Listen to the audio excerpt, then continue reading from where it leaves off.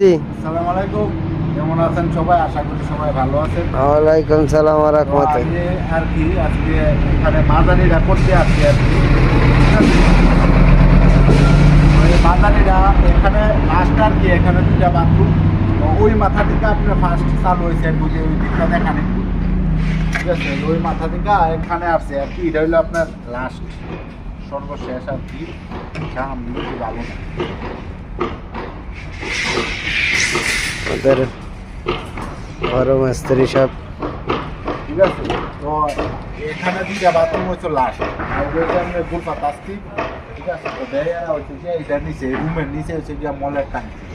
ঠিক আছে, তো যাই হোক, তো এখানে ফিটিং করে আমরা আপাতত গুলফাত আসতে আছে আর কি।